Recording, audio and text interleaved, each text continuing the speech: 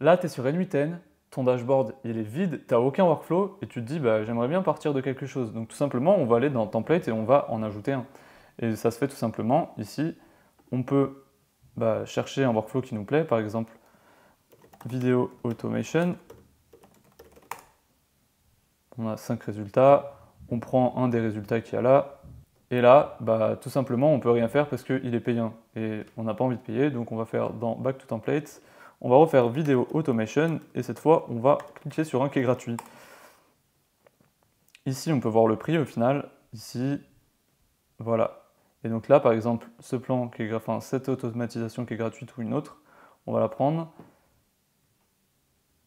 Click to explore, ça n'a pas l'air très intéressant. On va voir ce qui existe par exemple avec plutôt en recherchant par application avec Telegram. ASMR, YouTube Short, nanana, ouais pourquoi pas, allons voir ce qu'il donne.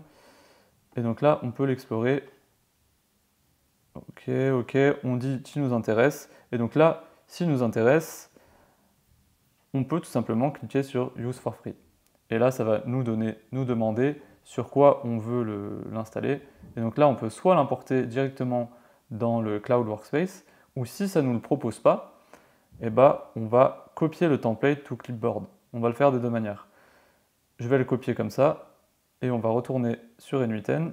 On se retrouve donc dans N8N, on va créer un nouveau workflow, et on n'aura plus qu'à coller le JSON qu'on vient de copier. Voilà, ça nous l'a collé.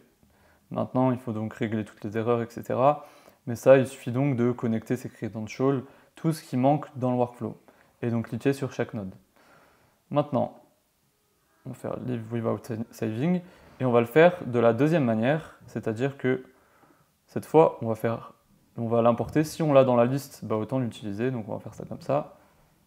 Et là, ça va nous amener dans un espèce d'onboarding où on va devoir se connecter à chacun des outils, chacune des apps. Une fois que c'est fait, on clique sur Continue. Là, je ne vais pas le faire, peu importe. Si on clique sur Skip, ça nous amène ici, et cette fois, ça nous mettra bien toutes les erreurs comme précédemment. Il faudra aller connecter ses credentials, etc.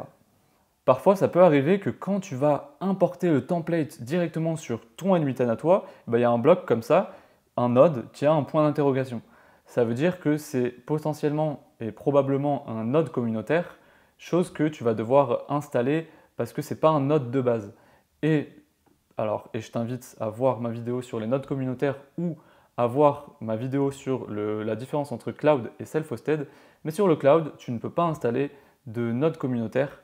Et donc pour ça, je t'invite à voir ma troisième vidéo, comment installer N8N sur Coolify ou sur un serveur self-hosted. Donc maintenant que c'est fait, tu sais que tu ne vas pas pouvoir utiliser les nodes communautaires dans certains cas. Et dans ce cas, va falloir penser à à installer N8N sur un serveur. Maintenant, dans la majorité des templates, ce ne sera pas le cas et tu vas pouvoir en profiter. Alors profites-en bien et on se dit à bientôt pour une prochaine vidéo.